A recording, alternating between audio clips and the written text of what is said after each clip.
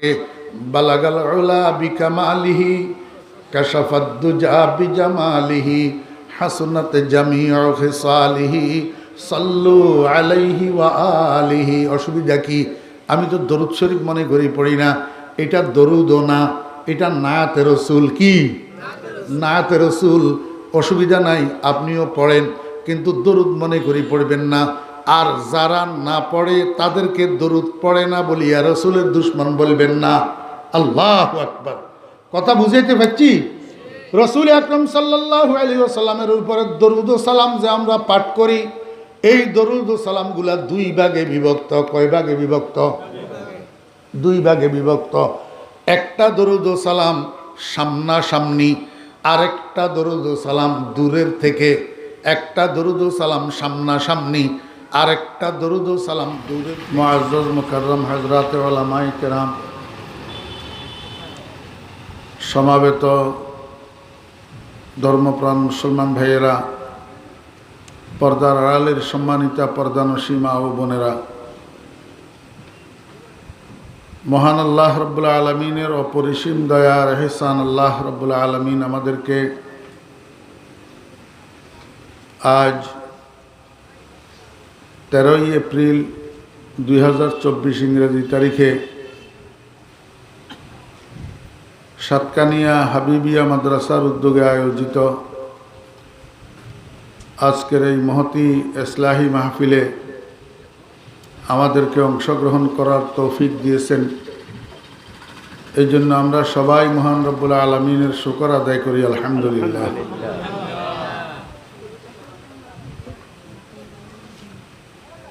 মাহফিলটার নাম ইসলাহি মাহফিল। ইসলাহ শব্দের অর্থ হল সংশোধন করা। আমরা যেটা বুঝি সেটা হলো আমরা সবাই কলবের রোগী। এটার চিকিৎসামূলক প্রেসক্রিপশন স্বরূপ আলোচনা যে মাহফিলের মধ্যে হয়, এটারে ইসলাহি মাহফিল বলে। তো চিকিৎসা করার জন্য ডাক্তার লাগে। আমি নিজেই রোগে জর্জরিত, আমি কোনো ডাক্তার না। আপনাদেরকে চিকিৎসা করার মতো যোগ্যতাও আমার কাছে নাই।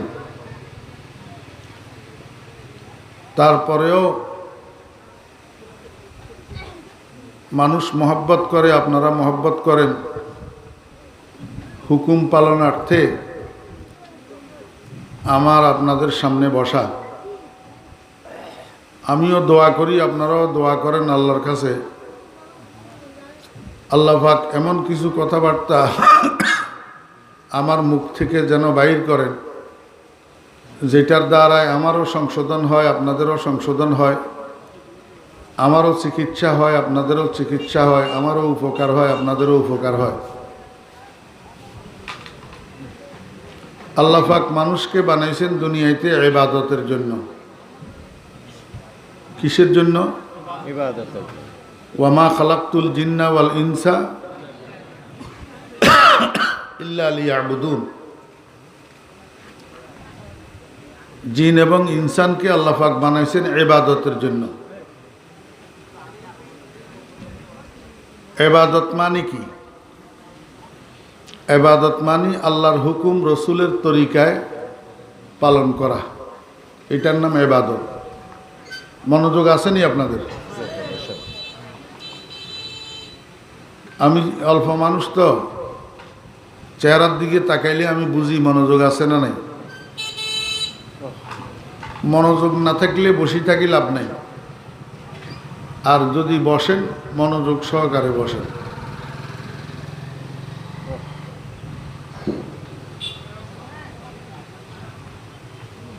ইবাদত মানে কি বলেন? আল্লাহর হুকুম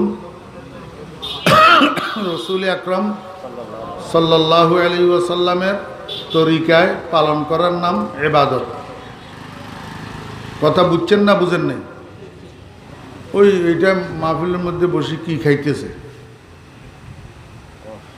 ওই সে আবার পিছনের দিকে তাকায়, খায় নিজে, তাকায় পিছনের দিকে আরেকজনের দিকে। এদিকে ফিরে বসো, সোজা সোজা আমার দিকে ফিরো, তারপরেও ফলা সোজা হয় না। হেই,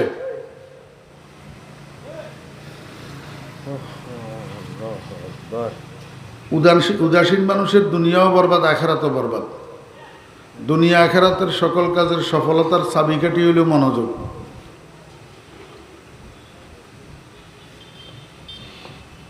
আল্লাহর হুকুম রসুলের তরিকায় পালন করার নাম কি? ইবাদত। সৎ কাজ আর ইবাদতের মধ্যে পার্থক্য আছে। বসি পেশাব করা সৎ কাজ না অসৎ কাজ? দাঁড়াই পেশাব করা সৎ কাজ না অসৎ কাজ? কারণ আমাদের দেশের অনেক হিন্দু ভাইয়েরা বসি পেশাব করে কি করে না? ইবাদত হবে? ইবাদত হবে না, কিন্তু সৎ কাজ হবে। সৎ কাজ হবে। সব সৎ কাজ ইবাদত না। ইবাদত হওয়ার জন্য দুইটা শর্ত আছে। কয়টা শর্ত? দুইটা। একটা শর্ত হইল আল্লাহ পাকের হুকুম পালনের উদ্দেশ্যে করতে হবে, না হইলে ইবাদত হবে না।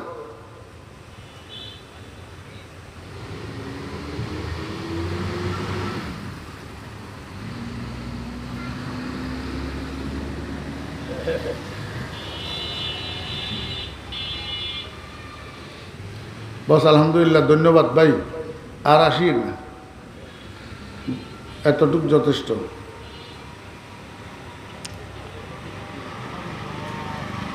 কথা বুঝছেন না বুঝেন নাই? আল্লাহ পাকের হুকুম পালনের উদ্দেশ্যে আল্লাহ পাকের হুকুম পালন করার নাম ইবাদত। নামাজ পড়া ইবাদত কিনা বলেন? সূর্য উদয়ের সময় পড়লে ইবাদত হবে? সূর্য স্থির অবস্থায় পড়লে ইবাদত হবে না। সূর্য অস্তে যাওয়ার সময় পড়লে ইবাদত হবে? বিনা ওযুতে পড়লে ইবাদত হবে? ফরজ গোসল না করি নামাজ পড়লে ইবাদত হবে?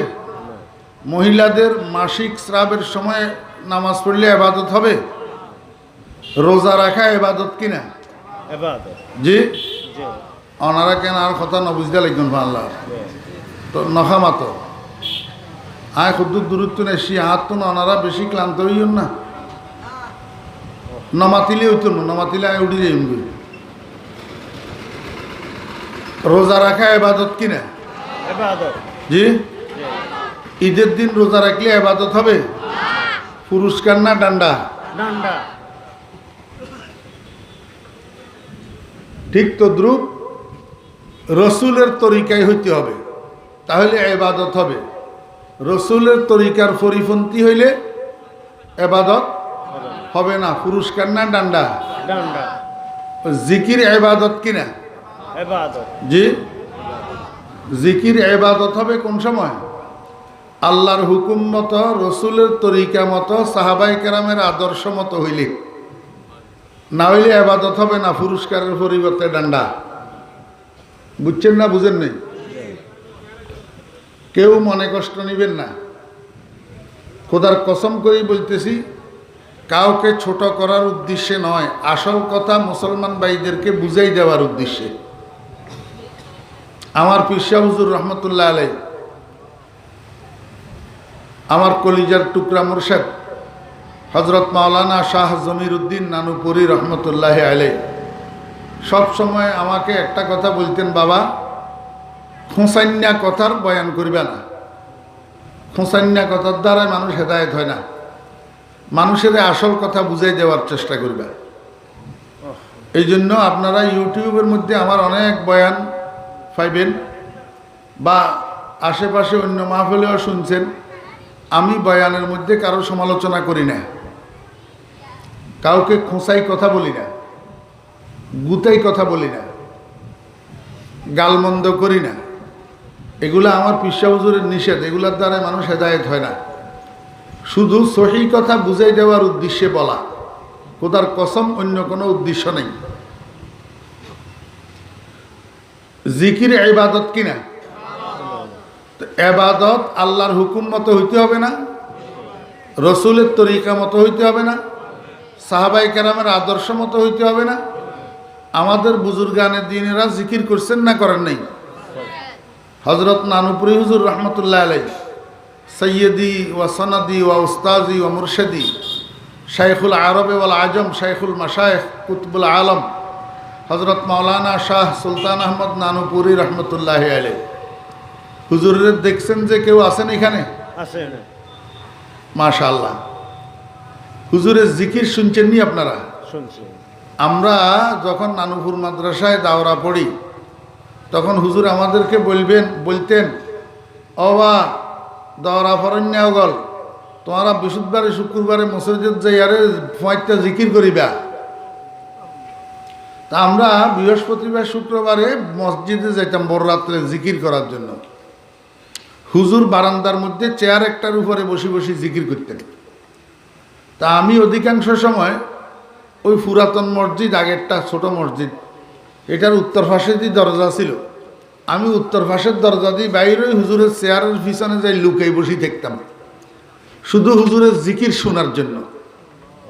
আমি আল্লাহর জাতের কসম করে বলতেছি, জিকিরের আওয়াজ এত সুন্দর, মনে হয় যেন মিশ্রির শাকের থেকেও মধু।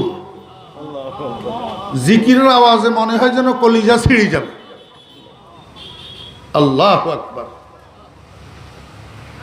আমাদের মুরব্বীদের মধ্যে, আমাদের আকাবেরদের মধ্যে জিকির ছিল কি ছিল না? জি। কিন্তু জিকির যদি হয় এইরকম,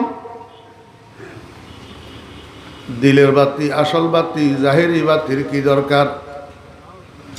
দিলের পর্দা আসল পর্দা, জাহেরি পর্দার কি দরকার?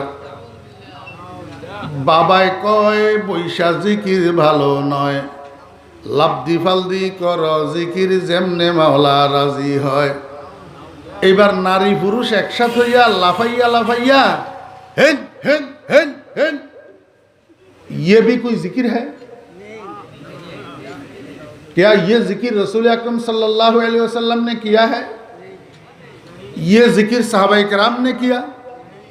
এই জিকির খাজা মঈনুদ্দিন চিশতি রহমতুল্লাহ আলাইহি করছেন, বায়জিদ বুস্তামি রহমতুল্লাহ আলাইহি করছেন এই জিকির। আল্লাহু আকবার। আল্লাহর আশিকেরা যখন জিকির শুরু করে তখন জিকিরের আওয়াজে কলিজা ছিঁড়ে যেতে চায়। তুমি তোমার সন্তানটাকে কত সুন্দর করে ডাকো, ও নানাই, নানাই রে, সুন্দর করে ডাকো না?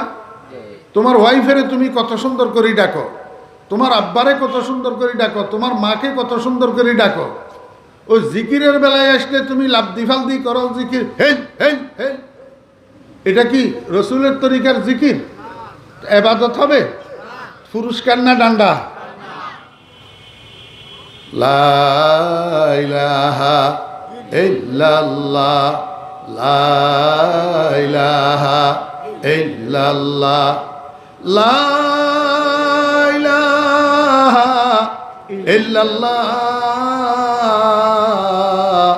মুহাম্মাদুর রাসূলুল্লাহ সাল্লাল্লাহু আলাইহি ওয়াসাল্লাম। আল্লাহু হাজিরি, আল্লাহু নাজিরি, আল্লাহু মাই। কত সুন্দর জিকির। আর কয় আমরা আলেমেরা বলে জিকির বুঝি না, আমরা বলে মারফত বুঝি না বলে। ও ভাই বন্ধুগণ, এরকম ভাবে দরুদ শরীফ ইবাদত কি ইবাদত না? জি, কোন সন্দেহ আছে? দরুদ শরীফ এমন এক ইবাদত যে ইবাদত আল্লাহও করছেন, আল্লাহর ফেরেশতারাও করছেন। কোরআন শরীফের কোন জায়গায় আসেনি আল্লাহ নামাজ পড়ছে তোমরাও নামাজ পড়ো? কোন জায়গায় আসেনি আল্লাহও নামাজ পড়ে, আল্লাহর ফেরেশতারাও নামাজ পড়ে, তোমরা নামাজ পড়ো? আছে কোন জায়গায়? কিন্তু এই কথাটা আছে, ইন্নাল্লাহা ওয়া মালাইকাতাহু ইউসাল্লুনা আলান নবী ইয়া আইয়ুহাল্লাযীনা আমানু সাল্লু আলাইহি ওয়া সাল্লিমু তাসলিমা। আল্লাহও দরুদ পড়ে, ফেরেশতারাও দরুদ পড়ে। হে ঈমানদারগণ, তোমরাও নবীর উপরে দরুদ ও সালাম পাঠ করো। অতএব দরুদ শরীফ পড়া ইবাদত কিনা? কিন্তু এই দরুদ শরীফ আল্লাহর হুকুম, রসুলের তরিকা, সাহাবায়ে কেরামের আদর্শ মতো হইতে হবে। তখন যাইয়া দরুদ ইবাদত হবে। ইচ্ছা মতো, মন মতো, বানাই বানাই, টানি টানি দরুদ শরীফ রসুলের আদর্শের বাহিরে, সাহাবায়ে কেরামের আদর্শের বাহিরে হইলে দরুদ শরীফ ইবাদত হবে না, বরং পুরস্কারের পরিবর্তে ডান্ডা। কথা বুঝাইতে পারি নাই। আমি আমার কথা বলি, আর কারো কথা বলবো না। আপনারা যদি বলেন যে ফরিদউদ্দিন আল মুবারক রসুলের দুশ্মন, দরুদ পড়ে না, কথার কথা এই কথা যদি আমার সম্পর্কে আপনারা বলেন, এই কথাটা সত্য না মিথ্যা? আমার সম্পর্কে এই অপবাদটা বাস্তব না অবাস্তব? কেমনে অবাস্তব আমি আপনাদেরকে বুঝাই। আমি নামাজ পড়িনি, নামাজি না বেনামাজি? তো নামাজের মধ্যে শেষ বৈঠকে দরুদ শরীফ আছে না নাই? জি আছে। আখেরি বৈঠকে কোন দরুদ? আল্লাহুম্মা সাল্লি আলা মুহাম্মাদিন ওয়া আলা আলি মুহাম্মাদ কামা সাল্লাইতা আলা ইব্রাহিম ওয়া আলা আলি ইব্রাহিম ইন্নাকা হামিদুম মাজিদ। আল্লাহুম্মা বারিক আলা মুহাম্মাদিন ওয়া আলা আলি মুহাম্মাদ কামা বারাকতা আলা ইব্রাহিম ওয়া আলা আলি ইব্রাহিম ইন্নাকা হামিদুম মাজিদ। এটা দরুদ শরীফ না? আমরা নামাজের মধ্যে দরুদ শরীফ এটা পড়ি না? আমরা নবীজির উম্মত যারা ঝগড়া করি, ঝগড়া করে যে দুই পার্টি আছে না, দোনো পার্টি নামাজের মধ্যে এখনো দরুদ এটা পড়ি, ঠিক কিনা বলেন? এবং এই দরুদ শরীফটা নামাজের মধ্যে পড়া সুন্নতে মুআক্কাদা। এই দরুদ শরীফটা আমরা নামাজের মধ্যে কেন পড়ি, অন্য দরুদ কেন পড়ি না? বালাগাল উলা বিকামালিহি কাশাফাত দুজা বিজামালিহি নামাজের মধ্যে পড়ি। সালাতুন ইয়া রাসূলুল্লাহ আলাইকুম নামাজের মধ্যে পড়ি। ইয়া নবী সালামু আলাইকা নামাজের মধ্যে পড়ি। শামসুদ্দোয়া মোহাম্মদ, বদরুদ্দুজা মোহাম্মদ নামাজের মধ্যে পড়ি না। কেন পড়ি না? আমরা জিনার উপরে দরুদ শরীফ পড়ি, উনি নিজেও নিজের উপরে দরুদ পড়তেন। এই কথাটা আপনাদের কাছে নতুন মনে হইতেছে। আমরা নবীজির উপরে দরুদ পড়ি, তো নবীজি নিজের উপরে দরুদ পড়তেন কিনা জানা আসেনি আপনাদের?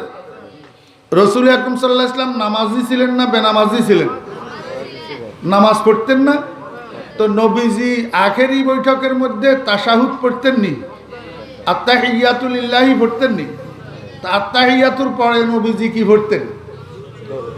কোনটা? এইটা দরুদ শরীফ, এইটা। এই জন্য এই দরুদ শরীফটার নাম সৈয়দুস সালাওয়াত, সমস্ত দরুদের সর্দার। এই দরুদ শরীফটা ইন্টারন্যাশনাল দরুদ। এশিয়া মহাদেশ, আফ্রিকা মহাদেশ, আমেরিকা মহাদেশ, ইউরোপ মহাদেশ, অস্ট্রেলিয়া মহাদেশ, পৃথিবীতে যত মহাদেশ আছে সব মহাদেশের নামাজিরা নামাজের মধ্যে দরুদ এইটা পড়ে, ঠিক কিনা বলেন? আমি ফরিদউদ্দিনও নামাজের মধ্যে দরুদ এইটা পড়ি। এখন আপনি যদি পাবলিকেরে বুঝান ফরিদউদ্দিন আল মুবারক ওহাবি, ফরিদউদ্দিন আল মুবারক রসুলের দুশ্মন, দরুদ পড়ে না, তাহলে কথাটা সত্য না মিথ্যা? তা আপনি এই কথাটাকে কিয়ামতের ময়দানে আল্লাহ পাকের আদালতে প্রমাণ করাই দিতে হবে না? পারবেন? আমি একজন নামাজি মানুষ, নামাজের মধ্যে সমস্ত দরুদের সর্দার যেটা, এটা নামাজের মধ্যে আমি পড়ি, আর আপনি আমাকে অপবাদ দিতেছেন আমি দরুদ পড়ি না। তো এই মিথ্যা কথাটা কিয়ামতের ময়দানে আল্লাহ পাকের আদালত আমার জন্যও আছে, আপনার জন্যও আছে, প্রমাণ করবেন কেমনে? কথা বুঝাইতে পারছি না? নম্বর 2, আপনাদের দোয়ার বরকতে আমি ছাত্রদেরকে হাদিস পড়াই। আমাকে মানুষ শেখুল হাদিস বলে। হাদিসের যত কিতাব আছে, কওমি মাদ্রাসা বলেন আর আলিয়া মাদ্রাসা বলেন, সব মাদ্রাসায় যত হাদিসের কিতাব আছে, যত হাদিস পড়ানো হয়, সমস্ত হাদিসের মধ্যে শুরুতে এই কথাটা লেখা আছে, কালা রাসূলুল্লাহি সাল্লাল্লাহু আলাইহি ওয়াসাল্লাম। আছে নিকল? আছে। কালা রাসূলুল্লাহি সাল্লাল্লাহু আলাইহি ওয়াসাল্লাম। তো এই যে রাসূলুল্লাহি সাল্লাল্লাহু আলাইহি ওয়াসাল্লাম, এটা দরুদ না? এটা কি দরুদ? তাহলে যেই মুহাদ্দিস সাহেব ছাত্রদেরকে হাদিস পড়ায়, প্রত্যেক হাদিস পড়ানোর সময় কমপক্ষে একবার দরুদ শরীফ পড়া লাগে। জি, যদি দৈনিক 20টা হাদিস পড়ায় তো 20 বার দরুদ শরীফ পড়ে। যদি 50টা হাদিস পড়ায় একদিনে 50 বার দরুদ শরীফ পড়ে। ডেলি 20 বার হলে মাসে কয়বার? 600 বার। বৎসরে 6 বার 72, 7200 বার। ডেলি 50 বার হলে মাসে কয়বার? 1500 বার, 1500। বছরে 18,000। তা আপনি বলেন ফরিদুদ্দিন আল মুবারক রসুলের দুশ্মন দরুদ শরীফ পড়ে না, অথচ বছরে কমপক্ষে 7200 দরুদ শরীফ আমি ফাগলাইয়ার আমল নামায় উঠে, আরো বেশি উঠে। এই ছাড়া হযরত নানুপুরি হুজুর রহমতুল্লাহ আলাইহি আমাদেরকে সবক দিয়েছেন, বাবা দৈনিক কমপক্ষে 500 বার প্রতিদিন আসরের পর থেকে মাগরিব পর্যন্ত দরুদ শরীফ পড়বে। যদি আসরের পর থেকে মাগরিব পর্যন্ত পুরা করতে না পারো তো 5 ওয়াক্ত নামাজের পরে 100 বার 100 বার পড়িবা, 5 ওয়াক্তে 500 বার পুরা হবে। আমরা শুধু নিজে পড়ি যে এই কথা না, বরং আল্লাহর বান্দারা যারা আমাদেরকে মহব্বত করে, আমাদের সাথে সম্পর্ক রাখে, তাআল্লুক রাখে, তাদেরকে দিয়াও আমরা পড়াই।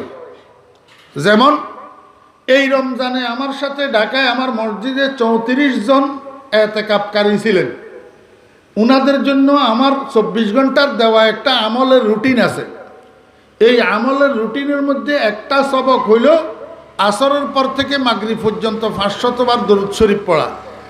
তা আমি কই এই 34 জন মানুষ সবাই 500 বার না পড়লেও 100 বার, 50 বার, 200 বার, 300 বারও পড়তেছে না, এগুলার সওয়াব আল্লাহ আমারে দিব না? জি দোস্ত, আমি ফাও ধরে বলতেছি বিনয়ের সাথে, মুখ একটা আল্লাহ দিছে বলিয়া যা মনে চায় তা কইবেন এমন তো না। মা ইয়ালফিজু মিন কাওলিন ইল্লা লাদাইহি রাকিবুন আতীদ। কোরআন শরীফের মধ্যে আল্লাহ বলেন মানুষ মুখে যেটা উচ্চারণ করে এইটাকে আল্লাহর পক্ষ থেকে নিয়োজিত ফেরেশতারা, পাহারাদার ফেরেশতা 24 ঘন্টা আপনাকে সুপারভাইজিং করতেছে, মনিটরিং করতেছে। এই ফেরেশতারা আপনার মুখ থেকে উচ্চারিত হওয়া সমস্ত কথাগুলাকে গণনা করিয়া করিয়া রেকর্ড করতেছে। কিয়ামতের ময়দানে রেকর্ড এটা বাজানো হবে। তো এই রেকর্ডের থেকে আপনার কথা বাইর হইয়া আসবে ফরিদুদ্দিন আল মুবারক রসুলের দুশ্মন দরুদ পড়ে না। এই সময়ের মধ্যে আল্লাহ পাক ফেরেশতারে ডাক দিয়া বলবে ফরিদুদ্দিন আল মুবারকের আমল নামান সাই দরুদ শরীফ আসেনি। যদি আপনার আমল নামার থেকে আমার আমল নামায় দরুদ শরীফ বেশি পাওয়া যায় তখন কি করবেন? জবাব দিতে হবে না আল্লাহর দরবারে? জি, দরুদ শরীফ আমরা পড়ি কি পড়ি না? তবে একটা কথা আছে। কি কথা? আপনি একটা দোকানে গেলেন একটা মাইক্রোফোন কেনার জন্য, দোকানদারে আপনারে একটা মাইক্রোফোন দেখাইল, আপনি বললেন এই মাইক্রোফোন আমি কিনবো না। কেন? এটা চায়না, মেড ইন চায়না। তা আরেকটা দেখাইল, আপনি বললেন যে এইটাও আমি কিনবো না। কেন? এটা মেড ইন সিঙ্গাপুর। কথা আপনি কি চান? আমারে মেড ইন জাপান দাও। মেড ইন জাপান একটা মাইক্রোফোনের দাম 10,000 টাকা, আর এগুলা হলো 2,000 টাকা। কাস্টমারে কয় দোকানদার সাহেব 10,000 টাকা হইলে 10,000 টাকা, আপনি আমারে মেড ইন জাপান দেন, আমি 2 নম্বর কিনবো না। কারণ এগুলার লাস্টিং পাওয়ার নাই, 6 মাস পরেও নষ্ট হইয়া যেতে পারে, ওয়ান টাইম নষ্ট হইলে ঠিক করা যায় না। আর আমি যে মেড ইন জাপান 1 নম্বরটা কিনতে চাইতেছি, এটার লাস্টিং পাওয়ার 10 বছর। অতএব টাকা বেশি হইলেও আমি 1 নম্বর কিনবো, 2 নম্বর। আবার বুঝি থাকলে বলছেন 1 নম্বর মেড ইন, সবাই বলেন 2 নম্বর মেড ইন চায়না। তাহলে আপনি একটা মাইক্রোফোন কেনার ক্ষেত্রে যদি 1 নম্বর তালাশ করেন, 2 নম্বর না কিনেন, 2 নম্বর গ্রহণ না করেন, দরুদ শরীফের ক্ষেত্রে এরকম 1 নম্বর আর 2 নম্বর আছে না? আমার কথা কেন? ইয়ে গুঞ্জার, ওই তো গুঞ্জার, ওই তো গুঞ্জার। আবার দায়িকা বিরো দরুদ শরীফের মধ্যে 1 নম্বর আর 2 নম্বর আছে না নাই? Made in Japan 1 number, made in China 2 number. দরুদ শরীফের made in Medina 1 number, made in out of Medina 2 number. বুঝে নাই মনে হয়? Made in Medina 1 number, made in out of Medina 2 number. আপনারা বলবেন হুজুর মেড ইন মদিনা কি আর made in out of Medina কি? আমি আপনাকে জিজ্ঞেস করব মেড ইন জাপান কি আর মেড ইন চায়না কি? মেড ইন জাপান মানে জাপানের তৈরি, মেড ইন চায়না মানে চায়নার তৈরি। তাহলে মেড ইন মদিনা মানে মদিনার তৈরি, আর made in out of Medina মানে করাচির তৈরি। বুঝে নেই? মুস্তফা জানে রহমত पे लाखों सलाम, शम्ए बज़्मे हिदायत पे लाखों सलाम। খুব সুন্দর, খুব কি সুন্দর। আমি আপনাদের সামনে এটা পড়তে পারছি নি, সুন্দর হয়েছে নি? তাহলে আমরাও তো পারি, আমরাও পারি। কিন্তু সমস্যা হইল মুস্তফা জানে রহমত পে লাখো সালাম, এই ভাষাটা উর্দু না আরবি? উর্দু। যে শম্য়ে বজমে হেদায়ত পে লাখো সালাম, এটা উর্দু না আরবি? উর্দু। আপনারা আমাকে বলেন তো উর্দু করাচির ভাষা না মদিনার ভাষা? মদিনার ভাষা কি? আরবি। আল্লাহুম্মা সাল্লি আলা মুহাম্মাদিন ওয়া আলা আলি মুহাম্মাদ কামা সাল্লাইতা আলা ইব্রাহিম ওয়া আলা আলি ইব্রাহিম ইন্নাকা হামিদুম মাজিদ, এটা উর্দু না আরবি? মদিনার ভাষা না করাচির ভাষা? তাহলে বোঝা গেল একটা মেড ইন মদিনা আর একটা মেড ইন করাচি। আমার কথা কয় না? একটা মেড ইন মদিনা আর একটা মেড ইন করাচি। তো made in Medina 1 number, made in Karachi 2 number. এবার আমি কি 1 নম্বরের পাগল হব না 2 নম্বরের পাগল হইতাম? আপনি বলেন। হ্যাঁ, আল্লাহু আকবার। এই জন্যই তো গোটা পৃথিবীতে আল্লাহুম্মা সাল্লি আলা মুহাম্মাদিন ওয়া আলা আলি মুহাম্মাদ চলে, কিন্তু যাদের ভাষা উর্দু না তারা মুস্তাফা জানে রহমত পে পারে না। কথা বুঝেন নাই? বাংলাদেশ পাকিস্তান ছাড়া আরো কান্ট্রি আছে না নাই? মালয়েশিয়ার ভাষা বাংলা নি না উর্দু? তো মালয়েশিয়ালারা মুস্তাফা জানে রহমত পে বুঝেনি, আল্লাহুম্মা সাল্লি আলা বুঝে, আল্লাহুম্মা সাল্লি আলা বুঝে, কারণ এটা মেড ইন মদিনা আর এটা মেড ইন করাচি। তা এখন আমারে দোষারোপ করে আমি রসুলের দুশ্মন, দরুদ শরীফ পড়ি না যে ঠিক, ওই made in out of Medina 2 number গুলা পড়ি না, 1 নম্বর গুলা ঠিকই পড়ি। কথা বুঝছেন না বুঝেন নাই? আপনারা আমাকে জিজ্ঞেস করেন হুজুর এরকম 1 নম্বর দরুদের নমুনা আপনার কাছে আর আসেনি? আপনারা শিখবেন। আল্লাহুম্মা সাল্লি আলা মুহাম্মাদিন নাবিয়্যিল উম্মিয়্যি ওয়া আলা আলিহি ওয়া সাহবিহি ওয়া সাল্লিম তাসলিমা। Made in Medina, made in Medina.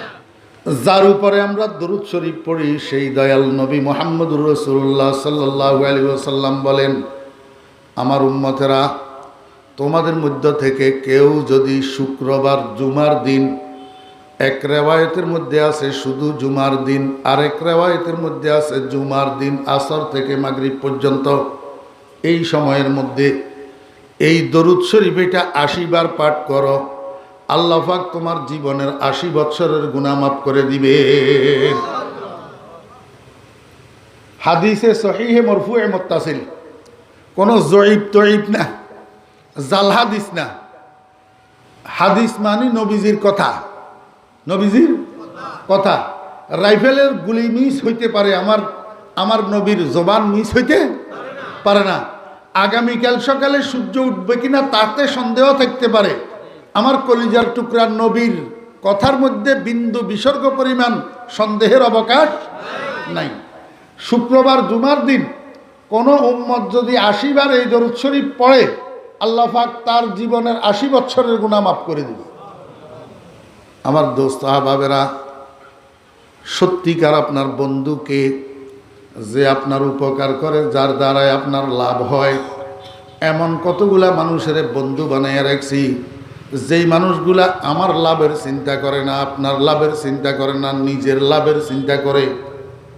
নিজের লাভের, যদি আমার লাভের চিন্তা করতো তাহলে আমাকে এই দরুদ শরীফটা শিখাইতো, এই দরুদ শরীফটা বলতো। কই জীবনেও তো এমন এক নম্বর দরুদ আমার সামনে বয়ান করে না। আল্লাহুম্মা সাল্লি আলা মুহাম্মাদিন নবিয়্যিল উম্মিয়্যি ওয়া আলা আলিহি ওয়া সাল্লিম তাসলিমা। দোস্ত আহবাবেরা, ওলামায়ে কেরামদের থেকে এই দরুদ শরীফ প্রয়োজনে বাংলা উচ্চারণে লিখে নেবেন এবং এইটাকে মুখস্থ করবেন। প্রতি শুক্রবার জুমার দিন এই দরুদ শরীফটা 80 বার পড়ার জন্য চেষ্টা করবেন ইনশাআল্লাহ। করবেন তো, আমল করার জন্য চেষ্টা করবেন তো ইনশাআল্লাহ। আল্লাহু আকবার। আপনারা বলবেন হুজুর এমন দরুদ শরীফের নমুনা আপনার কাছে আর আছে কিনা? আমি বলবো আপনাকে দোস্ত আছে। আমি আপনাদেরকে জিজ্ঞেস করব, ও দোস্ত বাবারা, আমরা নবীজিকে মহব্বত করি কিনা? রসুলের মহব্বত করেননি? সে হাত উঠান তো চাই। মাশাআল্লাহ, আল্লাহ কবুল করেন। রসুলের মহব্বতের দরকার আসেনি? मोहम्मद की मोहब्बत दीन हक की शर्त अव्वल है, उसी में हो अगर खामी तो ईमाना मुकम्मल है। আপনি মুসলমান হওয়ার জন্য আল্লাহর হাবিব জনাবে মুহাম্মদুর রাসূলুল্লাহ সাল্লাল্লাহু আলাইহি ওয়াসাল্লামের মহব্বত হলো শর্তে আউয়াল। শর্তে আউয়াল। নবীজির মহব্বত ছাড়া আপনি নিজেকে মুসলমান দাবি করতে পারবেন না। নবীজির মহব্বত ছাড়া আপনি নিজেকে ইমানদার দাবি করতে পারবেন না। কালা রাসূলুল্লাহ সাল্লাল্লাহু আলাইহি ওয়াসাল্লাম, লা ইউমিনু আহাদুকুম হাত্তা আকুনা আহাব্বা ইলাইহি মিন ওয়ালিদিহি ওয়া ওয়ালাদিহি ওয়ান নাসি আজমাইন। দুনিয়ার মানুষেরা, আপনার ঈমানটা পরিপূর্ণ হবে নবীজির মহব্বতের দ্বারা। আপনার কাছে রসুলের মহব্বত যদি আটা না থাকে তাহলে আপনি আটাইন্যা ঈমানদার। যদি আপনার অন্তরের মধ্যে রসুলের মহব্বত সাইরা না থাকে আপনি সাইরান্যা ঈমানদার। রসুলের মহব্বত যদি আপনার অন্তরের মধ্যে 12 আনা থাকে আপনি 12 আন্যা ঈমানদার। রসুলের মহব্বত যদি আপনার অন্তরের মধ্যে 16 আনা থাকে তো আপনি 16 আন্যা ঈমানদার। কথা বুঝছেন না বুঝেন নাই? मोहम्मद की मोहब्बत दीन हक की शर्त अव्वल है, उसी में हो अगर खामी तो ईमाना मुकम्मल है। আমার বেরা দোস্ত আহবাব, মোহব্বত কারে বলে আপনারা জানেননি? মোহব্বত মোহব্বত মোহব্বত কাকে বলে? আল্লাহু আকবার। মোহব্বত বলা হয় একজন মানুষের অন্তর, একজন মানুষের দিল অন্য আরেকজনের দিকে ঝুঁকে যাওয়া, এটার নাম মোহব্বত। এটার নাম কি? মোহব্বত। এখন কার অন্তর কার দিকে ঝুঁকলো না ঝুঁকলো এটা চোখের দ্বারা, কানের দ্বারা, মুখের দ্বারা, হাতের দ্বারা প্রমাণ হয়, বোঝা যায় কে কাকে ভালোবাসে, কে কাকে মোহব্বত করে। মোহব্বত এটা দাবি করা লাগে না। লাউলাল হাওয়া লাম তুরিক দামান আলা তালালিন ওয়ালা আরিক তালি যিকিরিল বানি ওয়াল আলামি। ছেলে বিদেশ চলে গেছে দুবাই। মা ঘরের সামনে বসে বসে, বৈঠকখানার উপরে বসে বসে কান্দে। অন্য ছোট ছোট ছেলে মেয়েরা জিজ্ঞেস করে, মা কাঁদো কেন? কয়, বাবা তোরা বুঝবি না, আমার কলিজার টুকরা সন্তানটা আজকে 1 বছর দুবাই চলে গেছে। আমি 1 মিনিটের জন্য মা আমার সন্তানটাকে ভুলতে পারি না। যখনই মনে উঠে চোখের পানি আর ধরে রাখতে পারি না, আমার চোখের পানি ঝরঝর করে পড়ে। আল্লাহু আকবার। এটা হলো মহব্বতের প্রমাণ। আমার বেরা দোস্ত আহবাব, যে যাকে মহব্বত করে সে তাকে দেখতে চায়, যে যাকে মহব্বত করে সে তার সাক্ষাৎ চায়, যে যাকে মহব্বত করে সে তাকে চোখে চোখে রাখতে চায়। ঠিক না বেঠিক বলেন? স্বামী স্ত্রীকে মহব্বত করে, চোখের সামনে রাখতে চায়। স্ত্রী স্বামীকে মহব্বত করে, চোখের সামনে রাখতে চায়। মা বাপ সন্তানগুলাকে চোখে চোখে রাখতে চায়, সন্তান মা বাপকে চোখে চোখে রাখতে চায়। এটা হইল মহব্বতের ধারা, এটা হইল মহব্বতের নিয়ম। মহব্বতের আরেকটা ধারা, মুহাব্বতে ইন্নাল মুহিব্বা লিমান ইউহিব্বু মুতিউ, যে যাকে মুহাব্বত করে সে তার কথা মানে, যে যাকে মুহাব্বত করে সে তার হুকুম পালন করে, যে যাকে মুহাব্বত করে সে তার অনুসরণ করে। এটা মুহাব্বতের ধারা। বুঝে আসছেনি? ছোট্ট ছোট্ট দুইটা পোলা ক্লাস 4-এ পড়ে, ক্লাস 4-এ। কোন ক্লাসে? মনোযোগ নাই তো বাসের দিকে তাকান কা। কোন ক্লাসে পড়ে? বয়স কত? হ্যাঁ, ক্লাস 4-এ পড়ে যে একটা ছেলের বয়স কত হয়? আচ্ছা 10 ধরেন না, দোনোটার বয়স 10 বছর, দোনোটা ক্লাস 4-এ অথবা 5-এ পড়ে। সামনে রমজান মাস আসতেছে, এমনি রমজানের সপ্তাহখানিক আগে দোনোটা ছেলে বাপের থেকে 1000 টাকা নিছে। 1000 টাকা লইয়া কাপড়ের দোকানে গেছে, যাইয়া দুজনে সেম কালারের দুইটা স্যুটের কাপড় কিনছে। এইবার দর্জি দোকানে গেছে, যাইয়া দর্জিকে বলছে আমরা দুজনের এই কাপড়গুলা দিয়া দুইটা সেম ডিজাইনের স্যুট বানাইয়া দাও। সেই হিসাবে দর্জি দুজনের জন্য সেম ডিজাইনের দুইটা স্যুট বানাই দিছে। রমজানের 15 তারিখ ডেলিভারি হয়েছে। দুজনের দর্জি দোকান থেকে স্যুট দুইটা ডেলিভারি লইয়া বাড়িতে নিয়ে শোকেসের মধ্যে রাখি দিছে, পরিধান করে নাই, গায়ে দেয় নাই। ঠিক ঈদের দিন সকালবেলায় ফজরের পরে দুইটা তো দুই বাড়িতে থাকে, দুইটা দুই বাড়ির ছেলে, দুজনে আপন আপন বাড়িতে স্যুট দুইটা পরিধান করছে। পরিধান করি এবার দুজন বাড়ির থেকে বাইর হইয়া রাস্তায় আসি, দুজন মিলিত হয়েছে। দুটা বাচ্চা 10 বছর বয়স, রাস্তায় আসি দুজন মিলিত হয়েছে। মিলিত হইয়া এবার হাত ধরাধরি করি ঈদগাহের দিকে হাঁটে। কি বুঝাইতে চায় ছোট ছোট বাচ্চা দুইটা?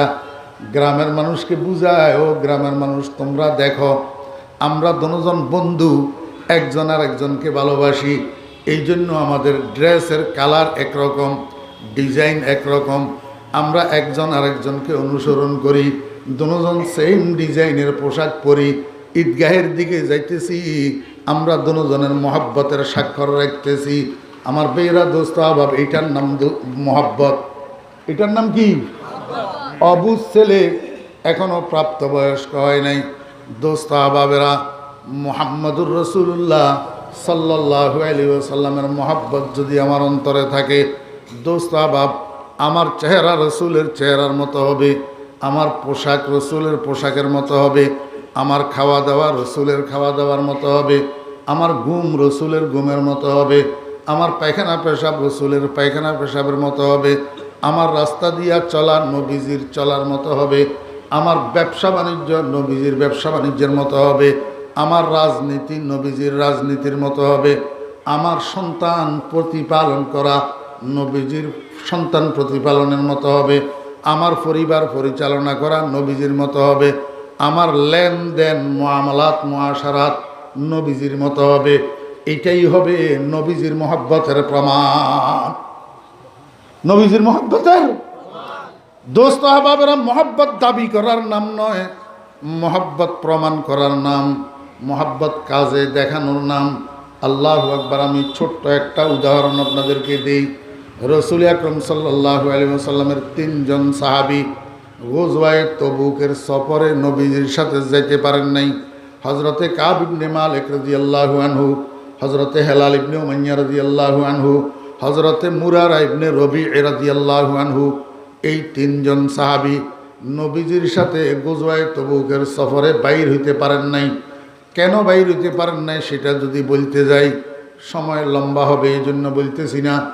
নবীজি তাবুকের সফর থেকে ফিরে আসার পরে এই 3 জনকে সাথে আরও কিছু মানুষ যারা অনুপস্থিত ছিল এদেরকে সহ সবাইকে মসজিদের মধ্যে ডাকছে। মসজিদের মধ্যে ডাকছে, রসুল আকরম সাল্লাল্লাহু আলাইহি ওয়াসাল্লামের সামনে সবাই গোল হইয়া বসছে। নবীজি একদিক থেকে একজনকে জিজ্ঞাসা করল, তুমি কেন যেতে পারলা না? লোকটা মিথ্যা কথা বলছে নবীজির সাথে। ইয়া রাসূলুল্লাহ, যেই সময় আপনি টাইম দিছেন আপনার সাথে যাওয়ার জন্য, ঠিক এই সময়ে আমার কলিজার টুকরা 7 বছরের সন্তানটা কূপের মধ্যে পড়ে গেছে। ছেলেকে কুফের থেকে উদ্ধার করতে করতে আপনি চলে গেছেন, এই জন্য আর আমার যাওয়া হয় নাই। নবীজি বলেন, তুমি তো একটা ওজরে মা কোলের মধ্যে ছিলা, তোমার এটা তো মজবুরি, এটা মানা যায়, ঠিক আছে তোমাকে ক্ষমা করা হইল। আসলে কিন্তু মিথ্যা বলছে, কোনো ছেলে ফেলে কুফে পড়ে নাই। কথা বুঝছেন না বুঝেন নাই? আর একজনের জিজ্ঞাসা করলো, তুমি কেন যাইতে পারলে না? কয় যে ইয়া রাসূলুল্লাহ, যেই টাইম দিছেন আপনি যাওয়ার জন্য, এই টাইমের মধ্যে আমার ঘরে আগুন লাগিয়ে গেছে, আমি ঘরের আগুন নিবেতে নিবেতে আপনি চলে গেছেন, আমার আর যাওয়া হয় নাই। রাসূল আকরাম সাল্লাল্লাহু আলাইহি ওয়াসাল্লাম বলেন, এটাও তো মজবুরি, ঠিক আছে তোমাকেও ক্ষমা করা হইল। আসলে মিথ্যা বলছে, কোনো আগুন তাগুন লাগে নাই। দোস্ত বাবেরা, এবার আসছে হজরতে কাব ইবনে মালিক রাদিয়াল্লাহু আনহুর কাছে। রসুল জিজ্ঞাসা করেন, কাব তুমি কেন গেলা না? হজরতে কাব ইবনে মালিক রাদিয়াল্লাহু আনহু হাদিসের মধ্যে বলেন, আমার মনের মধ্যেও আসছে এদের মতো মিথ্যা বলি আমিও নিষ্কৃতি পাইয়া যাই, কিন্তু হঠাৎ মুহূর্তের মধ্যে আমার দিলের মধ্যে আসলো, ও কাব ইবনে মালিক, কার সাথে মিথ্যা কথা বলবি? নবীজি যদি তোর মিথ্যা ধরতে নাও পারে, কিন্তু নবীজির সাথে তো আলেমুল গায়েবের সাথে সেকেন্ডে সেকেন্ডে যোগাযোগ, সেকেন্ডে সেকেন্ডে যোগাযোগ, এই কয়েক মিনিট পরেই তো তুই ধরা খাই যাবি, যা হবে হবে, মিথ্যা বলবি না। হজরতে কাব ইবনে মালিক রাদিয়াল্লাহু আনহু কয়, ইয়া রাসূলুল্লাহ, আমার কাছে কোনো গ্রহণযোগ্য কারণ ছিল না। বাগানের মধ্যে খেজুর পাকছিল, মনে মনে খেয়াল করছিলাম সকালে খেজুরগুলা ফাড়িয়া বিকেল বেলায় রওনা হইয়া যাব, কিন্তু সকালবেলায় আর খেজুরগুলা পাড়া হলো না। মনে করলাম বিকেলে খেজুরগুলা পারবো, পরের দিন সকালে রওনা হব। ইয়া রাসূলুল্লাহ, অলসতাবশত বিকেল বেলায় খেজুরগুলা পাড়া হলো না, এই জন্য সকালে আর যেতে পারলাম না। এইভাবে করতে করতে 3 দিন অতিবাহিত হইয়া গেছে। এরপরে শুনলাম আপনি চলে এসছেন, এই কারণে আমার যাওয়া হয় নাই। আল্লাহর হাবিব জনাব রাসূলুল্লাহ সাল্লাল্লাহু আলাইহি ওয়াসাল্লাম কাব ইবনে মালিককে আর কিছু বললেন না। গেলেন হযরতে হেলাল ইবনে উমাইয়া রাদিয়াল্লাহু আনহুর কাছে। হেলাল ইবনে উমাইয়া রাদিয়াল্লাহু আনহু বলেন, ইয়া রাসূলুল্লাহ, আমার কাছে এরকম গ্রহণযোগ্য কোনো কারণ নাই। আমার ভাই কাবে যেই কথা বলছে আমারও সেই কথা। রাসূল আকরাম সাল্লাল্লাহু আলাইহি ওয়াসাল্লাম কিছু বললেন না। গেলেন মুরারা ইবনে রবি রাদিয়াল্লাহু আনহুর কাছে। মুরারা ইবনে রবি কয়, ইয়া রাসূলুল্লাহ, আমার কাছেও গ্রহণযোগ্য কোনো কারণ নাই। আমার ভাইরা বাকি 2 জনে যেরকম বলছে আমারও সেরকম কথা। রাসূল আকরাম সাল্লাল্লাহু আলাইহি ওয়াসাল্লাম সাহাবীদেরকে উদ্দেশ্য করে বললেন, আমার সাহাবীরা, যতক্ষণ পর্যন্ত এই 3 জনের ব্যাপারে আসমানের থেকে সিদ্ধান্ত না আসবে, ততক্ষণ পর্যন্ত এই 3 জনের জন্য আমি সোশ্যাল বাইকাট ঘোষণা করলাম। তাদের সাথে কেউ কথা বলবে না, তাদেরকে কেউ সালাম দিবে না, তারা সালাম দিলে কেউ উত্তর দিবে না, তাদের সাথে কেউ লেনদেন করবে না, সম্পূর্ণ বাইকাট ঘোষণা করে দিলাম। রাসূল আকরাম সাল্লাল্লাহু আলাইহি ওয়াসাল্লামের জবান মুবারকের থেকে এই বাইকাটের ঘোষণা বাইর হওয়ার সাথে সাথে এমনি মুহূর্তের মধ্যে গোটা মদিনার মধ্যে এটা চড়াইয়া গেছে। সাহাবায়ে কেরামরা মসজিদ থেকে বাইর হইয়া আপন আপন ঘরে বাড়িতে চলে গেছেন। ইনারা 3 জনও গেছেন। পিছনের থেকে হেলাল ইবনে উমাইয়া রাদিয়াল্লাহু আনহুর বিবি রাসূল আকরাম সাল্লাল্লাহু আলাইহি ওয়াসাল্লামের কাছে আসি কয়, ইয়া রাসূলুল্লাহ, আমার স্বামী বুড়া মানুষ, ওনার এমন কিছু খেদমত আছে যেগুলা আমি ছাড়া অন্য কেউ করতে পারবে না, আর আমি যদি এই খেদমতগুলা না করি তাহলে উনি কষ্ট পাবে। ইয়া রাসূলুল্লাহ, আমি উনার সাথে কোনো কথা বলবো না, বেদরকারি কোনো আলাপ করব না, শুধু নীরবে উনার জরুরি খেদমতগুলা আমি করে দেব, আমাকে সেই অনুমতি দেন। রাসূল আকরাম সাল্লাল্লাহু আলাইহি ওয়াসাল্লাম বলেন, ঠিক আছে, তোমাকে অনুমতি দিলাম, তুমি যেই খেদমতগুলা না করলেই নয়, সেই খেদমতগুলা তুমি করে দিবা। হযরতে কাব ইবনে মালিক রাদিয়াল্লাহু আনহু মসজিদের থেকে বাইর হইয়া গেছেন ঘরে। কোথায়? ঘরে। এইটা পয়েন্ট, এই কথাটা একটু ভালো করে শুনেন। কাব ইবনে মালিক রাদিয়াল্লাহু আনহু যুবক মানুষ, উনি বুড়া তুড়া না, ঘরে গেছেন। ঘরে যাইয়া স্ত্রী যখন সামনে পড়ছে, স্ত্রীকে সালাম দিছে, আসসালামু আলাইকুম ওয়া রাহমাতুল্লাহ। স্ত্রী সালামের উত্তর না দিয়া উল্টা দিকে ঘুরে গেছে। কাব ইবনে মালিক মনে করছে খেয়াল করে নাই, হয়তো শুনে নাই। আবার সামনে দিয়া যাইয়া কয়, আসসালামু আলাইকুম ওয়া রাহমাতুল্লাহ। স্ত্রী সালামের উত্তর না দিয়া আবার পিছনের দিকে ঘুরে গেছে। কাব ইবনে মালিক রাদিয়াল্লাহু আনহু কয়, মনে হয় খেয়াল করে নাই, মহিলা মানুষ মনে হয় শুনে নাই। আবার সামনে দিয়ে আসি, কয় আসসালামু আলাইকুম ওয়া রাহমাতুল্লাহ। কাব ইবনে মালিকের স্ত্রী আবার সামনের দিকে উল্টা দিকে ঘুরে গেছে, সালামের উত্তর দেয় নাই। এখন কাব ইবনে মালিক রাদিয়াল্লাহু আনহু রাগান্বিত হয়ে গেছে, গোসা এসে গেছে।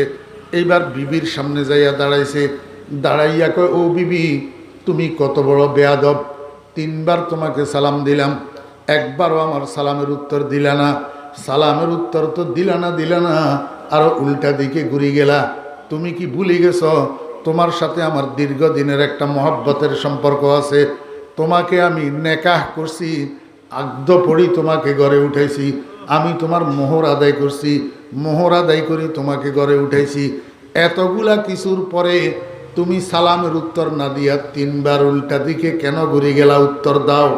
কাব ইবনে মালিক রাদিয়াল্লাহু আনহুর স্ত্রী উত্তর দে, আমার ভাইরা, বুখারী শরীফের মধ্যে আছে হাদিস, আপনারা বুখারী শরীফের বাংলা অনুবাদ যাইয়া দেখেন না, আমি যদি মিথ্যা কই। কাব ইবনে মালিক রাদিয়াল্লাহু আনহুর স্ত্রী কয়, কাব, আপনার সব কথা ঠিক, আপনি আমার স্বামী, এই কথা সত্য, আপনার সাথে আমার আগদের বন্ধন আছে, এই কথা সত্য, আপনি আমার মোহর আদায় করছেন, এই কথাও সত্য।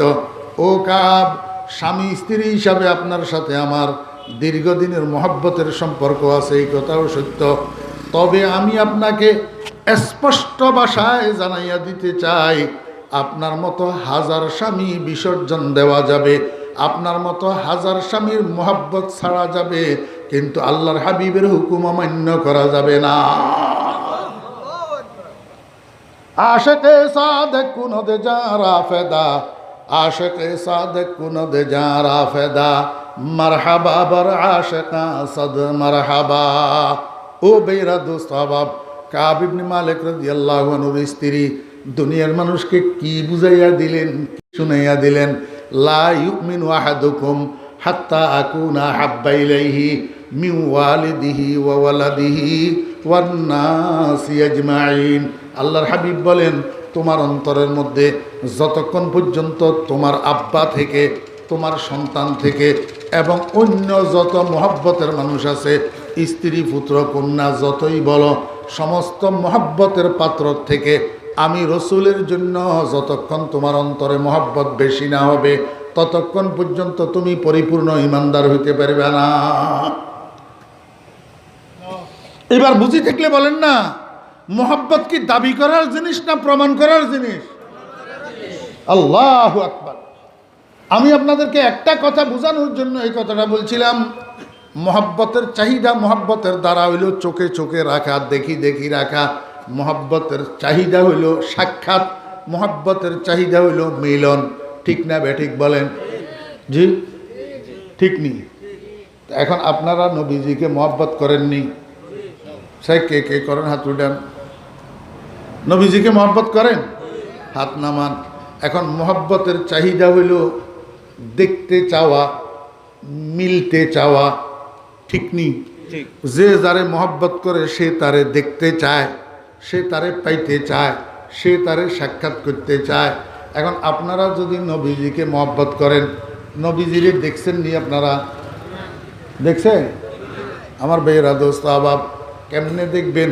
1450 বছর পরে দুনিয়াতে আসছেন, নবীজি তো এখন আর দুনিয়াতে নাই, দেখবেন কেমনে? ও বেয়েরা দোস্ত আবাব, নবীজির বাড়ি আপনার বাড়ি থেকে 7000 মাইল দূরে, দেখবেন কেমনে? নবীজি তো মাটির উপরে নাই, মাটির নিচে। আল্লাহু আকবার। তবে একটা বুদ্ধি আছে নবীজিকে দেখার, সেই দেখাটা হইল স্বপ্নের মধ্যে, ঘুমের মধ্যে নবীজিকে দেখা। বুঝছেন না বুঝেন নাই? রাসূল আকরাম সাল্লাল্লাহু আলাইহি ওয়াসাল্লাম হাদিস শরীফের মধ্যে ইরশাদ করেন, মান রাআনি ফিল মানামে রাআনি হাক্কা, মান রাআনি ফিল মানামে রাআনি হাক্কা, ফাইন্না শাইতানা লা ইয়াতামাসসালু বি, ওয়া মান রাআনি ফিল মানাম ওয়াজাবাত লাহু শাফাআতি, আও কামা ক্বালা নবী আলাইহিস সালাতু ওয়াস সালাম। আল্লাহর হাবিব বলেন, উম্মত, তোমাদের মধ্য থেকে কেউ যদি আমি নবীকে স্বপ্নে দেখে, সে আমার অরিজিনাল চেহারাটা স্বপ্নে দেখে। কারণ শয়তানে দুনিয়ার সব কিছুর আকৃতি ধারণ করিয়া স্বপ্নের মধ্যে মানুষের সাথে দেখা দিতে পারে, কিন্তু আমি নবীর চেহারার আকৃতি শয়তান ধারণ করতে পারে না। অতএব আমি নবীকে যদি কেউ স্বপ্ন দেখে সেটা সব শয়তানি স্বপ্ন নয়, সেটা রহমানির উইয়া। রাসূল আকরাম সাল্লাল্লাহু আলাইহি ওয়াসাল্লাম বলেন, একবার যদি জীবনে আমার কোনো উম্মত আমাকে স্বপ্নে দেখে, কাল কিয়ামতের ময়দানে তার জন্য সুপারিশ করা আমি নবীর উপরে ওয়াজিব হইয়া যাবে। ওয়ামার রাআনি ফিল মানামি ওয়াজাবাত লাহু শাফাআতি আও কামা ক্বালা নবী আলাইহিস সালাতু ওয়াস সালাম। ও দোস্ত আহবাবেরা, নবীর আশেকেরা, নবীর মোহাব্বতওয়ালারা, নবীজিকে যদি দেখতে চান তাহলে দেখার একটা উপায় আছে। কোথায়? স্বপ্নে। কোথায়? স্বপ্নে। এটা দুনিয়ার জীবনের কথা। মনোযোগ আসেনি? এটা দুনিয়ার জীবনের কথা। আর যদি দুর্ভাগ্যক্রমে কোনো উম্মতে নবীজিকে জীবনে স্বপ্নেও না দেখে, তার জন্য প্রথম সাক্ষাৎকারের একটা ব্যবস্থা আছে, যেখানে সে নবীজিকে সরাসরি দেখতে পাবে। সেটা কোথায় জানেন? কবরের ভিতরে। কবরের ভিতরে মুর্দাকে দফন করার পরে ফেরেশতা আসি তিনটা প্রশ্ন করে। 1 নম্বর মার রাব্বুকা, 2 নম্বর ওয়ামা দিনুকা, 3 নম্বর প্রশ্ন করার সময় ফেরেশতা মুর্দাকে বলে, ও মুর্দা, এই পশ্চিম দিকে একটু তাকাও। এই যে তোমার সামনে একটা মানুষ দেখা যাইতেছে, এই মানুষটাকে চিনো কিনা? এটা কে দেখি বলো তো চাই। আঙ্গুল দিয়ে ফেরেশতা ইশারা করে দেখায়। পৃথিবীর যেই কোনো কোণে আপনার কবর হোক না কেন, সেখান থেকে টেলিভিশনের পর্দার মতো রাসূল আকরাম সাল্লাল্লাহু আলাইহি ওয়াসাল্লামকে আপনার সামনে দেখতে পাবেন। আপনার সামনে। আমার বেয়েরা দোস্ত আহবাব, এইটা উম্মতের সাথে নবীর সাথে প্রথম সাক্ষাৎকার। আল্লাহু আকবার। হযরত থানবী রহমতুল্লাহ আলাইহি কিতাবের মধ্যে লিখছেন, আল্লাহর নবীর এক আশেক উম্মত বলে কবরে গেছে। ফেরেশতা জিজ্ঞেস করে, মার রাব্বুকা? মুর্দাইটাই কয়, রব্বি আল্লাহ। বলুন তো উত্তর সঠিক না ব্যাঠিক? ফেরেশতা জিজ্ঞেস করে, মা দিনুকা? মুর্দাইটাই উত্তর দে, দীনি আল ইসলাম। বলুন তো উত্তরটা সঠিক না ব্যাঠিক? আমার ভাইরা দোস্ত আহবাব, 3 নম্বর প্রশ্ন করার সময় ফেরেশতা আঙ্গুল দিয়া দেখায়, ও মুর্দা বলো দেখি, মান হাযার রাজুলুল্লাযী বুইসা ফীকুম। হাযা ইসমে ইশারা লিল করিব, আর রাজুল মারাফা। আল্লাহু আকবার। রাজুল ওয়াহিদ মুআয়্যান। মান হাযার রাজুল আল্লাযী বুইসা ফীকুম। ও মুর্দা, এই যে তোমার সামনে দেখতেছো একটা মানুষ, বলো তো এই মানুষটাকে, ওনাকে চিনো কিনা? মুর্দা বলে, এক পলকের জন্য সেদিকে তাকাইছে। তাকাইয়া এবারে ফেরেশতারে ঠেলে আর কয়, ও ফেরেশতা একটু দূরে যাও। তোমাদের 2টা প্রশ্নের উত্তর তো ঠিকভাবে দিয়েছি, আর একটা প্রশ্নের উত্তর একটু পরে দেব। আগে বন্ধুর চেহারাটা আমাকে একটু মন ভরিয়া দেখার সুযোগে দাও। খাহেশে ওয়াসলে জুদা লজ্জতে দিদারে জুদা। খাহেশে ওয়াসলে জুদা লজ্জতে দিদারে জুদা। কুচায়ে হসনে জুদা ইশকে কি বাজারে জুদা। মুর্দা কও, ফেরেশতা, এই চেহারা এটা দেখার জন্য পাগল হইয়াছিলাম। আল্লাহর দরবারে কত কান্নাকাটি করছি একটু স্বপ্নে দেখার জন্য। কমজ কম খাব মে দেখলা দে ইয়া রব, মুঝে রুখসারে তাবানে মোহাম্মদ। আমি হতভাগা পোড়া গোপাল, স্বপ্নে নবীজিকে দেখা আমার ভাগ্যে জুটে নাই। আজকে কবরের মধ্যে সর্বপ্রথম বন্ধুর দেখা পাইলাম। দূরে যাও, আগে বন্ধুরে মন ভরিয়া দেখিলই, তারপরে তোমাদের প্রশ্নের উত্তর দেব। ও বেয়েরা দোস্ত আহবাব, আমি আপনাদেরকে জিজ্ঞেস করি, স্বপ্নের মধ্যে নবীজিকে দেখতে চান কিনা? যদি স্বপ্নের মধ্যে নবীজিকে দেখতে চান, একটা দরুদ শরীফ আছে, made in Medina. Made in Madina. আল্লাহুম্মা সাল্লি আলা সাইয়্যিদিনা ওয়া মাওলানা মুহাম্মদ কুল্লামা যাকারাহু যাকিরুনা ওয়া কুল্লামা গাফালা আন যিকরিহিল গাফিলুন। আলেমদের থেকে বাংলা উচ্চারণে দরুদ শরীফ এটা লিখে নেবেন, লিখে এটাকে মুখস্থ করবেন। রাত্রে যখন ঘুমাইতে যাবেন, ঘুমের বিছানায় শুইয়া বাতি নিবেয়া দিছেন, রুমের দরজা বন্ধ করছেন, সাথে সাথে তো আর ঘুম আসে নাই, তসবির ছড়াটা হাতের মধ্যে লইয়া অথবা আঙ্গুলের করের উপরে আঙ্গুল রাখিয়া 100 বার দরুদ শরীফ এটা পড়বেন। আল্লাহুম্মা সাল্লি আলা সাইয়্যিদিনা ওয়া মাওলানা মুহাম্মদ কুল্লামা যাকারাহু যাকিরুন ওয়া কুল্লামা গাফালা আন যিকরিহিল গাফিলুন। এই দরুদ শরীফ এটা 100 বার পড়ি। এই শুইয়া শুইয়া আল্লাহর কাছে বলবেন, ইয়া আল্লাহ, তোমার বন্ধুর নামে 100 বার দরুদ শরীফ পড়লাম, ইয়া আল্লাহ আমার দরুদ শরীফটাকে কবুল করো। এই 100 বার দরুদ শরীফ তোমার বন্ধুর রওজায়ে আতহারে আমি গরিবের পক্ষ থেকে হাদিয়া পৌঁছাইয়া দাও। ইয়া আল্লাহ, এই দরুদ শরীফের বরকতে আমি গরিবকে স্বপ্নের মধ্যে তোমার বন্ধুর দিদার নসিব করিয়া দাও। পারবেন না? আমার বেয়েরা দোস্ত আবাব, এইভাবে করতে থাকবেন কয়দিন? 40 দিন। কয়দিন? 40 দিন। ইনশাআল্লাহ আতাওয়াক্কালু আলাল্লাহি সুবহানাহু ওয়া তাআলা। আমি আল্লাহর জাতের উপরে ভরসা করে বলতেছি, আমাদের আকাবেরিন মুরব্বীদের হেদায়েত অনুসারে 40 দিন আমল এটা করেন। আল্লাহর রহমতে এই দরুদ শরীফের বদৌলতে স্বপ্নের মধ্যে এই 40 দিনের ভিতরে আপনার সাথে হযরতে মুহাম্মদুর রাসূলুল্লাহ সাল্লাল্লাহু আলাইহি ওয়াসাল্লামের দিদার নসিব হয়ে যাবে। হযরতে উলামায়ে কেরামের সব কথাকে পণ্ডিতি মনে করবেন না, সব কথাকে পণ্ডিতি মনে করবেন না। উলামায়ে কেরামরা অনেক কথা নিজের অভিজ্ঞতার থেকেও আপনাদেরকে বলে। আমার বেয়েরা দোস্ত আবাব, এই মেড ইন মদিনা দরুদ শরীফ আল্লাহুম্মা সাল্লি আলা সাইয়্যিদিনা ওয়া মাওলানা মুহাম্মদ কুল্লামা যাকারাহু যাকিরুন ওয়া কুল্লামা গাফালা আন যিকরিহিল গাফিলুন। আল্লাহু আকবার। আমার বেয়েরা দোস্ত আবাব, আপনারা বলবেন, হুজুর এগুলা তো সব লম্বা লম্বা দরুদ শরীফ বললেন, যেগুলো আমরা মুখস্থ করতে পারবো না। মেড ইন মদিনা তো বটে, কিন্তু আমরা তো পড়তে পারবো না। আমি আপনাদের জন্য বলি, মেড ইন মদিনা ছোট্ট দরুদ শরীফ, যে হাদিসের কিতাবের মধ্যে সমস্ত হাদিসের সাথে কমপক্ষে একবার লেখা আছে সাল্লাল্লাহু আলাইহি ওয়াসাল্লাম। ছোট বটে, কিন্তু made in Medina. Made in Madina, হ্যাঁ, সাল্লাল্লাহু আলাইহি ওয়াসাল্লাম, সাল্লাল্লাহু আলাইহি ওয়াসাল্লাম, সাল্লাল্লাহু আলাইহি ওয়াসাল্লাম। আমার বেয়েরা দোস্ত আবাব, আল্লাহুম্মা সাল্লি আলা মুহাম্মাদিন নাবিয়্যিল উম্মিয়্যি, আল্লাহুম্মা সাল্লি আলা মুহাম্মাদিন নাবিয়্যিল উম্মিয়্যি। ছোট্ট দরুদ, কিন্তু made in Medina. Made in কি? আমার বেয়েরা দোস্ত আবাব, আল্লাহর রহমতে আপনাদের দোয়ার বরকতে আমরা এরকম মেড ইন মদিনা দরুদ শরীফগুলা তালাশ করিয়া করিয়া পড়ি। কিন্তু made in out of Madina যে সমস্ত দরুদ যেগুলা মেড ইন মদিনা না, সেগুলাও পড়ি না যে এমন না, তবে কন্টিনিউ পড়ি না।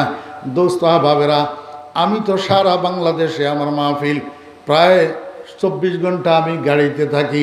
এই অবসর যখন গাড়িতে বসে থাকি, জিকির আজকারের ফাঁকে ফাঁকে বালাগাল উলা বিকামালিহি কাশাফাদ দুজা বিজামালিহি হাসনাত জামিউ খিসালিহি সাল্লু আলাইহি ওয়া আলিহি। অসুবিধা কি? আমি তো দরুদ শরীফ মনে করি পড়ি না। এটা দরুদও না, এটা নায়াতে রসুল। কি? নায়াতে রসুল। অসুবিধা নাই, আপনিও পড়েন, কিন্তু দরুদ মনে করি পড়বেন না। আর যারা না পড়ে তাদেরকে দরুদ পড়ে না বলিয়া রসুলের দুশ্মন বলবেন না। আল্লাহু আকবার। কথা বুঝাইতে পারছি? রসুল আকরাম সাল্লাল্লাহু আলাইহি ওয়াসাল্লামের উপরে দরুদ ও সালাম যে আমরা পাঠ করি, এই দরুদ ও সালামগুলা 2 ভাগে বিভক্ত। কয় ভাগে বিভক্ত? 2 ভাগে বিভক্ত। একটা দরুদ ও সালাম সামনাসামনি, আরেকটা দরুদ ও সালাম দূরের থেকে। একটা দরুদ ও সালাম সামনাসামনি, আরেকটা দরুদ ও সালাম দূরের থেকে। কথা বুঝতেছেন? আপনারা হাজী সাহেব আছেন নি এখানে? এখানে হাত উঠান না হাজী সাহেবেরা, মাশাল্লাহ। আচ্ছা, উমরায় গেছেন না অনেকে? উমরাওয়ালারা হাত উঠান না, মাশাল্লাহ। এই যে আপনারা রওজা আকদাসের পাশে রওজা জিয়ারাতে গেছিলেন নি? হ্যাঁ, কথা কয় না, গেছিলেন তো? রসুলের রওজা জিয়ারাত করতে যাইয়া সেখানে নবীজিকে সালাতু সালাম জানাইছেন নি? জি। আমি নাউজুবিল্লাহ অহংকার করি বলতেছি না, আপনাদেরকে উদ্বুদ্ধ করার জন্য বলতেছি। আল্লাহ পাক আমি অদমের এই পর্যন্ত 13 বার নিচে মক্কা মদিনায়, 5টা বড় হজ আর 8টা উমরা। এই 7-10 দিন পরে ইনশাআল্লাহুল আজিজ আবার বায়োমেট্রিক করা আছে, আমার ছেলে সহ যাবো ইনশাআল্লাহ। আমি আপনাদেরকে বুঝাইতে চাই, নবীজির রওজায় যখন আমরা যাই তখন নবীজিকে সালাতু সালাম জানাই কি জানাই না? জি জানাই। দাঁড়াই দাঁড়াই না বসি বসি? দাঁড়াই দাঁড়াই। এবং কি সালাতু সালাম জানাই? আসসালাতু আসসালামু আলাইকা ইয়া রাসূলুল্লাহ, আসসালাতু আসসালামু আলাইকা ইয়া হাবিবাল্লাহ, আসসালাতু আসসালামু আলাইকা ইয়া খায়রা খালকিল্লাহ, আসসালাতু আসসালামু আলাইকা ইয়া ইমামাল মুরসালিন, আসসালাতু আসসালামু আলাইকা ইয়া শফিআল মুজনিবিন, আসসালাতু আসসালামু আলাইকা ইয়া খাতামান নাবিয়্যিন, আসসালাতু আসসালামু আলাইকা ইয়া রাহমাতাল লিল আলামিন। আমরা যতগুলা লকব দিয়া নবীজিকে সম্বোধন করি, সালাতু সালাম জানাই, এতগুলা হয়তো আপনি জানেনও না। জি, আসসালাতু আসসালামু আলাইকা ইয়া রাসূলুল্লাহ বলিনি? জি, আপনারা বলছেন নি? এই এই এই এই সালাতু সালামটা সামনাসামনি সালাতু সালাম। কি সামনাসামনি সালাতু সালাম? আরেকটা আছে দূরের থেকে সালাতু সালাম। দূরের থেকে যখন সালাতু সালাম জানাইবেন তখন আসসালাতু আসসালামু আলাইকা ইয়া রাসূলুল্লাহ এইটা নয়, দূরের থেকে সালাতু সালাম জানাইবেন আসসালাতু আসসালামু আলা রাসূলিল্লাহ, আসসালাতু আসসালামু বলেন আসসালাতু আসসালামু আলা রাসূলিল্লাহ, অথবা আল্লাহুম্মা সাল্লি ওয়া সাল্লিম আলা মুহাম্মদ, আল্লাহুম্মা সাল্লি ওয়া সাল্লিম আলা মুহাম্মদ। তরিকায় বেশ কম আছে, ভাষায় বেশ কম আছে, বাক্যে বেশ কম আছে, ভুল আর শুদ্ধ আছে। এখন বুঝি থাকলে বলেন, আমি কি সালাতু সালাম জানানোর জন্য নিষেধ করলাম না সঠিক পন্থা শিখাই দিলাম? সঠিক পন্থা। তা আপনি যদি বলেন আমি আসসালাতু আসসালামু আলাইকা ইয়া রাসূলুল্লাহ কই না, আসলে আসসালাতু আসসালামু আলাইকা ইয়া রাসূলুল্লাহ আমি কই যখন নবীজির সামনে যাই, তখন দূরে আসলে তখন এই বাক্য না অন্য বাক্য, এই জন্য দূরের থেকে এইটা বলি না, তখন অন্যটা দিয়া নবীজিকে সালাতু সালাম জানাই কি না? এখন আপনি যদি বলেন দোস্ত ফরিদউদ্দিন আল মোবারক রসুলের দুশ্মন, তার কথা শুনিও না, তার কথা শুনিও না, তাহলে তুমিও রসুলের দুশ্মন হইয়া যাইবা। এই কথাটা যদি আপনি বলেন দোস্ত আগার কাফের মোরা খান্দি গমে নিস, আগার কাফের মোরা খান্দি গমে নিস, চেরাগে কিসবারা নাবুয়াদে ফরোগে। বন্ধু আপনি যদি আমাকে রসুলের দুশ্মন বলেন আমার তো কোনো আপত্তি নাই, কিন্তু এই মিথ্যার বাতি আপনি জ্বালাইবেন কেমনে? কিয়ামতের ময়দানে এই কথাটা আল্লাহ পাকের আদালতে প্রমাণ করবেন কেমনে? অদস্ত আল্লাহর হাবিব বলছেন, কেউ যদি কাউকে কাফের বলে, কেউ যদি কাউকে মুশরিক বলে, কেউ যদি কাউকে একটা মিথ্যা অপবাদ দেয়, যাকে বলছে সে যদি এই জিনিসটার উপযুক্ত না হয় তো আকাশে 40 দিন ঘুরিয়া ঘুরিয়া আবার যে বলছে তার মাথার উপরে পড়ে। কথা বুঝছেন না বুঝেন নাই? আল্লাহু আকবার। আমি আপনাদেরকে বুঝাইতে চাইছিলাম মহব্বত। কি বুঝাইতে চাইছিলাম? মহব্বত। আল্লাহ পাক আমাদেরকে দুনিয়াতে পাঠাইছেন কি জন্য? ইবাদতের জন্য। কি জন্য? ইবাদতের জন্য। তো ইবাদত কাকে বলে? আল্লাহর হুকুম রসুলের তরিকায় পালন করার নাম কি? ইবাদত। এখন আমরা এই ইবাদত করতে পারি না কেন? একটা জিনিসের অভাবে, সেই জিনিসটার নাম মহব্বত। সেই জিনিসটার নাম কি? মহব্বত। মহব্বত থাকলে হুকুম মানা সহজ, মহব্বত না থাকলে হুকুম মানা কঠিন। এই কথাটা বুঝছেন না বুঝেন নাই? জি, রাস্তার উপরে একটা কুকুর মরি পড়ে রয়েছে, আপনি যদি রাস্তা দিয়ে হাঁটি যাইতেছে, অচেনা একটা পোলারে যদি বলেন এই পোলা এই কুকুরটাকে টানিয়ে ওই কাছে খালের ভিতরে ফেলে দাও, না হলে কিছুক্ষণ পরে ফসি গন্ধ ছুটলে মানুষ কষ্ট পাবে, এই পোলা আপনারে গালবেঙ্গায় চলে যাবে, আপনার কথাটা মানবে না।